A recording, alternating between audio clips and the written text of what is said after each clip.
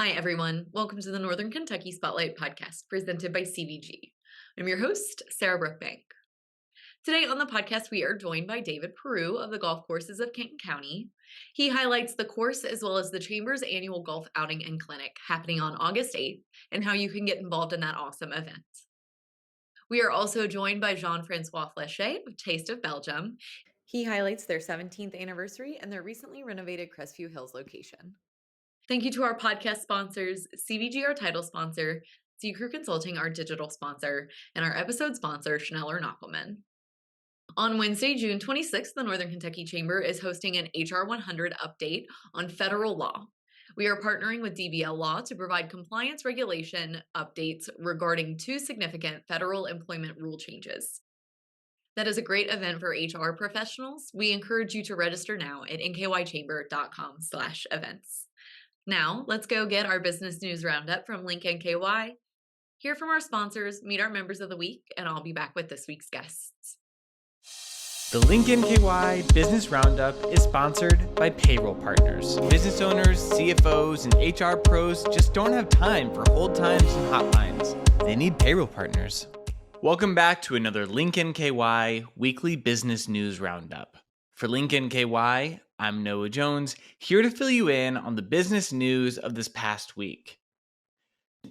Travis and Jason Kelsey are strengthening their ties within the tri-state area.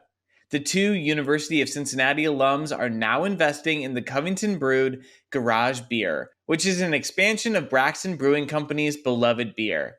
On social media, Garage Beer Co. announced their partnership on Wednesday, saying, "The garage just got a lot bigger." Their part ownership was announced on the Kelsey Brothers podcast, New Heights. This is the first joint business venture for the two superstar athletes thus far. Covington Mayor Joe Meyer emphasized that Covington already significantly contributes to the region's affordable housing efforts and urged advocates to push other cities and counties to do more during a discussion on affordable housing. The discussion took place at a public hearing about the allocation of federal grant money, part of the city's annual planning process for the Community Development Block Grant, or CDBG, and Home Investment Partnership programs. These programs support various initiatives, including economic development and housing assistance. The city's federal grants manager, Jeremy Wallace, presented an overview of these programs, highlighting their funding sources and encouraging public feedback on all allocation plans.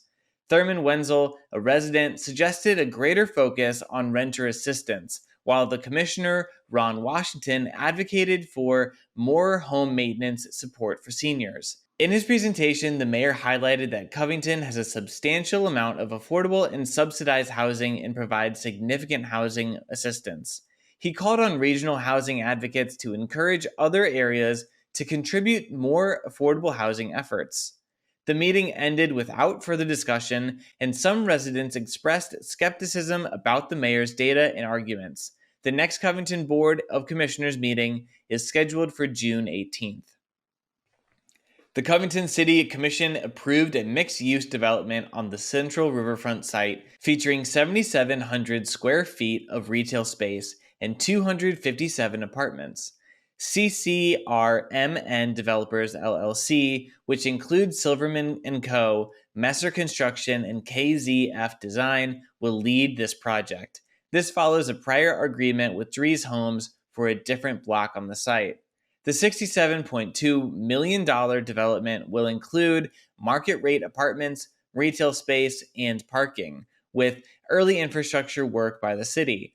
Bridges Nepali Cuisine has opened in Covington at 11 West 7th Street. The restaurant is holding a soft opening on Monday starting at 11 a.m. Covington, a taste of Nepali has arrived, Bridges announced on Facebook, inviting the community to join for an unforgettable dining experience. And that's going to be it for this week for your Link NKY Weekly Business News Roundup. For Link NKY, I'm Noah Jones. Thanks for listening. Why would you travel to England? For football. To go or not to go? That is an easy question. To visit the land of Shakespeare. To take in all the sights. Authentic fish and chips. To experience arts and culture. 2 words, British Open. To visit my family. Same reason I go anywhere. For a pint of beer. To start my trip through Europe. Whatever your reason, there's no better time than now.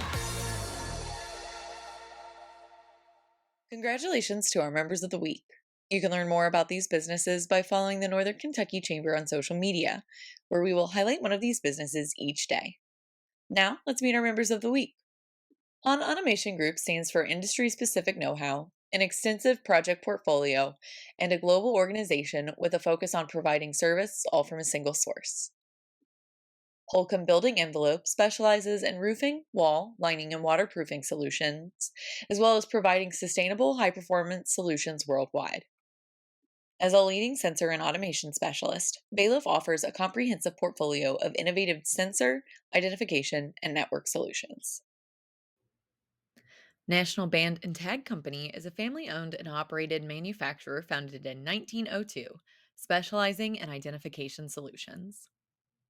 Romy BW Machine Tools is a globally recognized company specializing in machine tools, plastic processing machines, and castings. Hi, everyone. Today on the podcast, I am joined by David Peru, the general manager of the golf courses of Kenton County. Welcome to the podcast. Good afternoon. How are you today? I am doing well. I am so excited to have you on, and we are talking about the Chamber's annual golf outing and clinic that we are so excited to bring to the golf courses of Kenton County in August. So let's jump right in. Tell us about this event. We're excited to visit your golf course later this year. Yeah, of course. This event kind of reaches all. We have a 9-hole event. We have the golf clinic. We have a morning and afternoon event. So it gives us an opportunity to host all of our partners, all of our community partners, no matter their timetable or how much time they have available, or if they're still new to the game and can participate in the clinic. And obviously, after the golf events, cocktail hour, reception. So we really have tried to make this very accommodating for golfers and non-golfers alike that just want to support the Chamber and support everything the Chamber does for our community. Yeah, like you said, it is really an event for everyone. That golf clinic is definitely something that is probably more geared for me, someone who does not golf. But like you said, you have 2 different 18-hole flights that people can take advantage of. And the golf courses at Kenton County, you guys have a beautiful course. You actually have 2 different courses. Tell us a little bit about the golf courses of Kenton County overall. Great. Yeah, the golf courses are owned by the county, managed by Troon Golf. I'm an employee of Troon Golf. We have the Pioneer Golf Course, which really fits all player types. It can be as hard or as easy as you want it to be. And then we have the Willows Golf Course that is a little more challenging, a little longer, and certainly will test your skill level. But along with that, we have the driving range and a cafe and patio space where, again, you don't have to play golf. We do live music on Thursday nights. You can come up and dine with us. But as far as suiting the golfers' needs, we have everything that you want and need here with the support of the Kenton County. Yeah, that is great. And you mentioned, so live music and dining with you. So for the people who are maybe not golf inclined, what other things are you guys offering this summer? How can people come up and experience your venue? Sure. You can come up anytime. We're open to the public. Come up anytime. We've got a patio on the front of the house and a patio on the back of the back patio as well.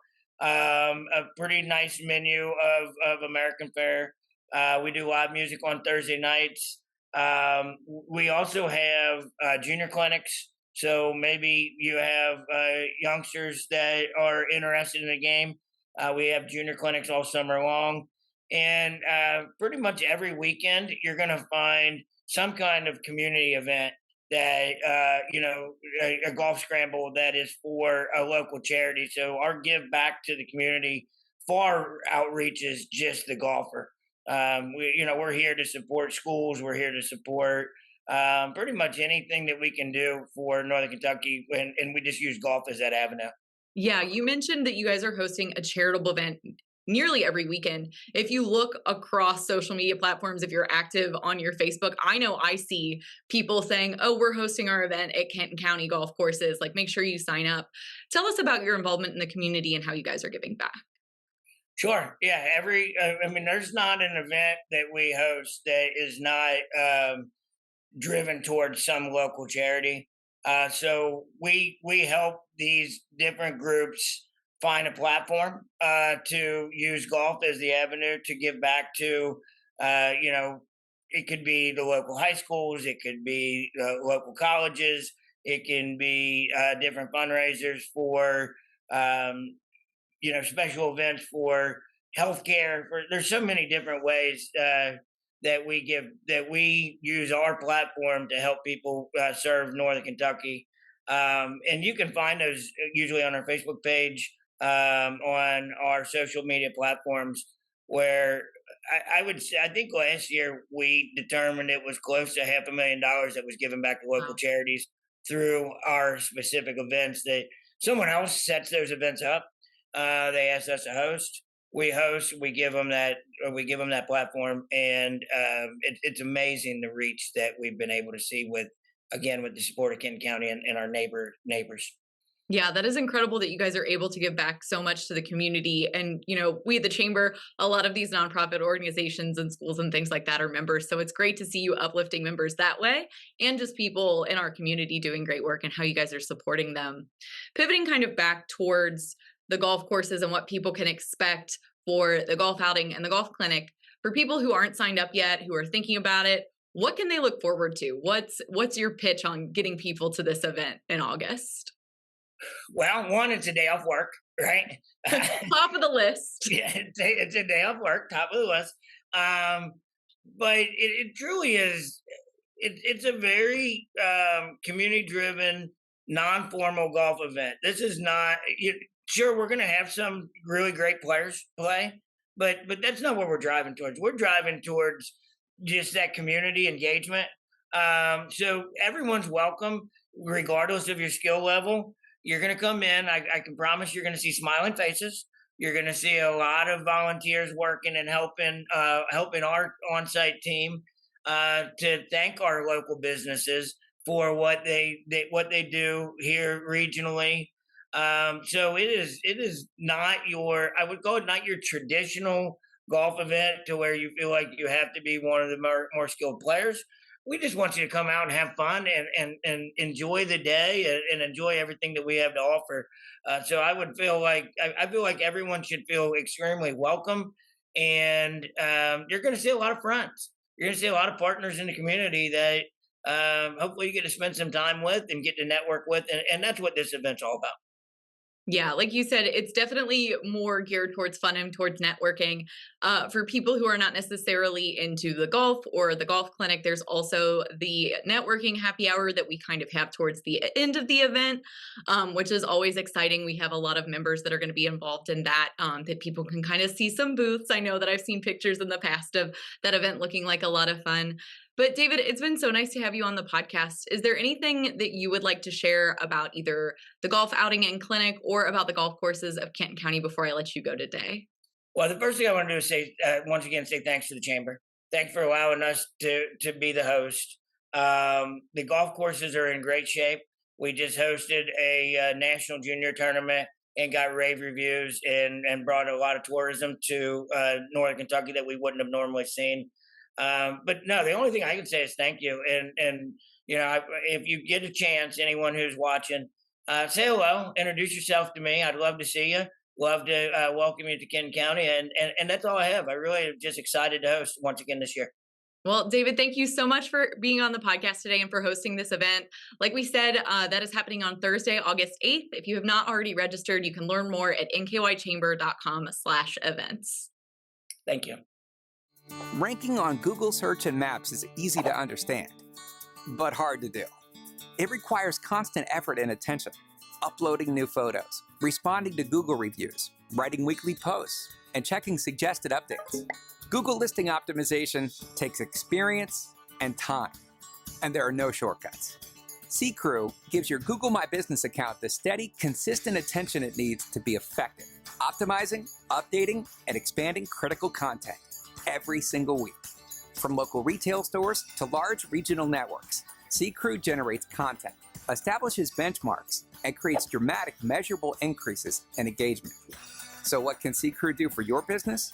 More calls, more clicks, more clients.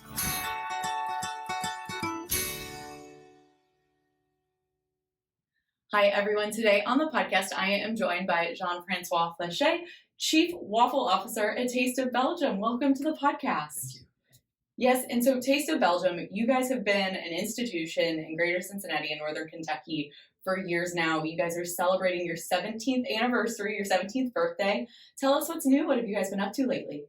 So the one thing that we did, especially locally, is we reopened our Crestview Hills location. So we originally opened in the middle of COVID.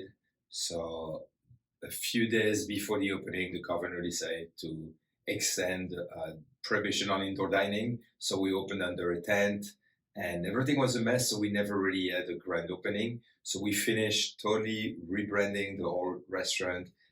So it looks very different, new menu.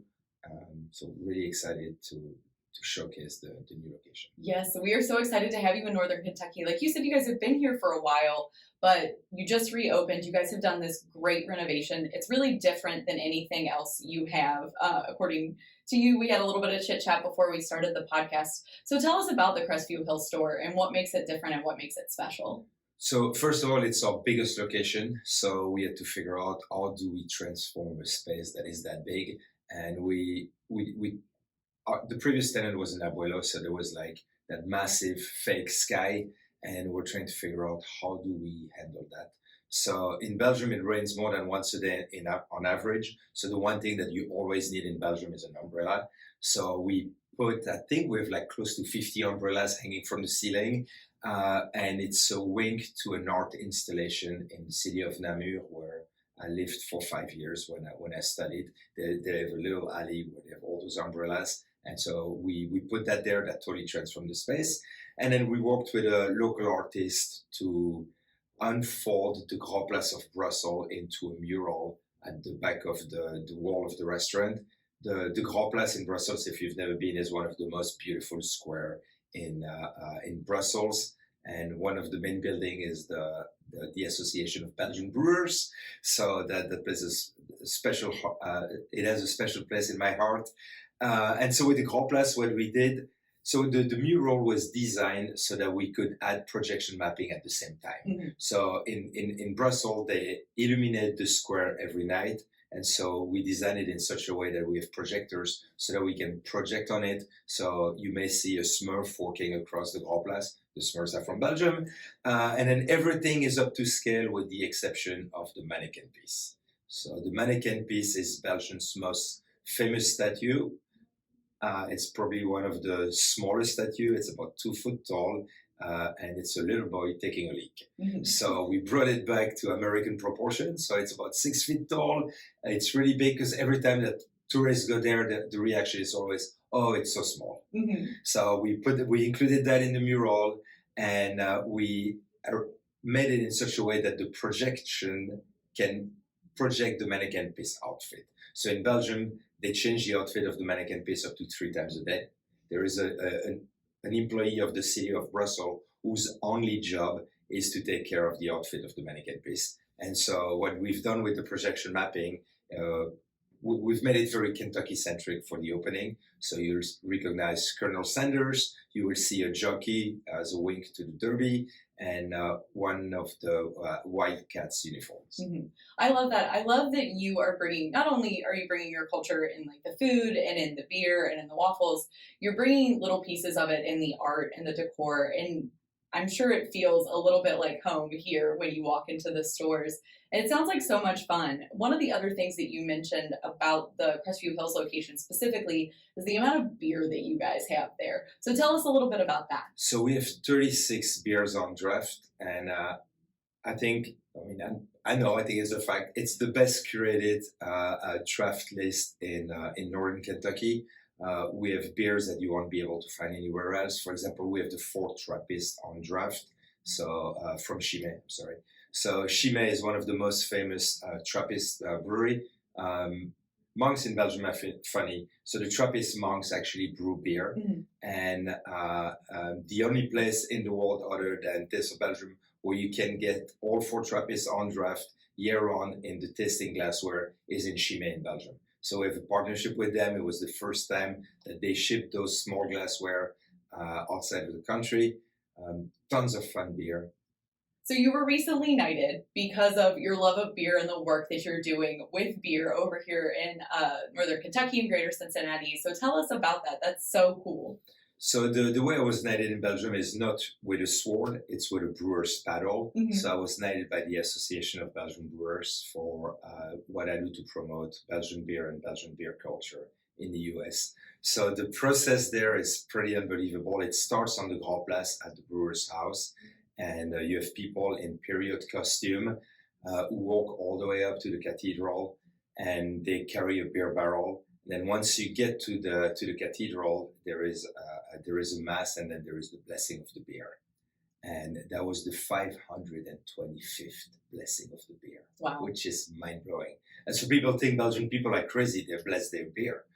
But if you think in the 525 years ago were the early days of urbanization, so water was no longer safe to drink in cities, and there were no mechanical refrigeration. Hops had not yet been invented as a way of preserving beer. So every season they were playing with a mixture of herbs and spice, hoping that the beer would keep so that there would be something safe to drink. Mm-hmm. So they were asking God for its help in order to promote, to keep the beer fresh. So in Belgium, when you see the sign that says, "Be nice, we'll give you a beer, be naughty, we'll give you water," that was not just being funny, that was actually a death threat. Yeah. Oh my gosh, that is absolutely hilarious. I love that. So, in one of the things that you guys have, or you mentioned in our conversation, the Belgian beer, a lot of people will drink like a Blue Moon because it's like a Belgian style beer. I personally love a Blue Moon, but I know that's not the real thing. What makes Belgian beers really different? I think one thing is that they've been doing it for centuries. Mm-hmm. Like we have some beers that we bring back from family breweries in Belgium, and they're 6, 7, 12. There is one, I think the Roman brewery is at 14 or 15 generation by now. Yeah. It's crazy. They started brewing beer in the 1200s. So it's something that is so much longer than here. Mm-hmm. They have perfected it. Yeah. Well, I know you guys have a lot of options. And one of the other things that you guys have done recently is you have a new dinner menu. And that'll pair perfectly with some of those beers that we've been mentioning. So tell us about the new dinner menu that you guys have. We have added a shortcut so that we can easily change things around. So we brought back some old items that we used to do when we just had 1 or 2 locations. So for example, our Belgian cheese croquettes. So we make a really thick, creamy bechamel with Gruyere cheese and Swiss cheese. Then we cut those into individual pieces, dip them in egg white, breadcrumbs, and lightly deep fry them. They're absolutely amazing. It's like super cheese steak, if you'd like. We also introduced a pork shank. In French, it's called jambonneau. This thing is massive. So it's the foreshank of the pork, and it makes a turkey leg look like a kid's meal. So that thing is really big. It's gorgeous. It's served with old coarse grain mustard cream sauce, some of our fruit, and a little salad. It's absolutely amazing. We have a steak au poivre, so it's a peppercorn cream sauce that we originally did, like I think back in 2011. And it's kind of funny because people freaked out when we were pouring sauce over their steak. And now it seems that nationwide, it's one of those items that people are embracing. You see steak au poivre everywhere. So we brought this back. We brought back the salad niçoise. We elevated it. Traditionally, a niçoise salad is served with canned tuna packed in oil. It's delicious, but it's something that people never really understood here. Mm-hmm. So we're doing a seared tuna, and so it elevates it a little bit. It's less classic, but it's really, really good. And then we have a new orange scented creme brulee that is absolutely amazing for dessert. And then we have beers that you can pair with any one of those dishes. Yeah, that sounds so great. Very different than for people that maybe just join you for the brunch and lunch crowd. A dinner is a really great option. It sounds like you guys have some really great things going on. One of the other things I want to talk about is you've been here 17 years. What's next for Taste of Belgium? What do you guys see happening in your future? I know you guys have some plans with the airport as well. So we will be opening in partnership with CVG and a company called SSP. They're a large airport food operator. So there will be a full Taste of Belgium bistro in Terminal A. If all goes well, that should open, I think, in January of next year. Perfect. Well, that sounds like very exciting. Anything else big plans-wise for you guys? I know you've had a little bit of shake-up with restaurants, but we're very happy to have you here in Northern Kentucky. But what else is going on with you guys? So we're kind of like reorganizing the region because the past few years have been very rocky in the restaurant industry. And so we're trying to have each location more of a regional hub. So the Crestview location is not going anywhere. It's a great location. We love being there. So no change there. Yeah, well, great. And one of the other things I wanted to ask you before I let you go today, 17 years is a really long time in restaurant worlds. I know that especially going through the pandemic with the restaurants that you guys have, when you brought your big waffle maker over from Belgium, did you picture yourself here 17 years later still opening restaurants in Northern Kentucky and Greater Cincinnati? Well, when I first started, I was at the back of Produce Market at Madison at Flechet Market. So my goal was not to get into the restaurant business. So from that standpoint, I failed miserably.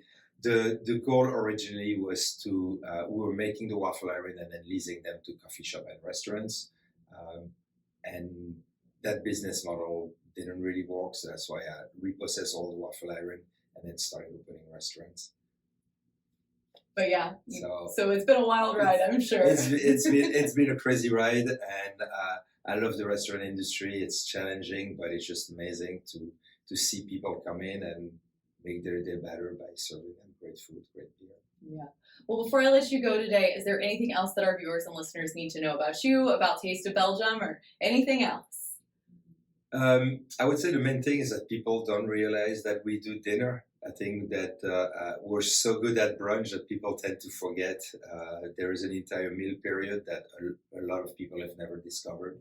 So I would love to invite everybody to come and check us out for dinner and try a Belgian beer with that. All right. Well, thank you so much for your time today. It's been an honor to have you on talking about your restaurant. Thank you, Sarah.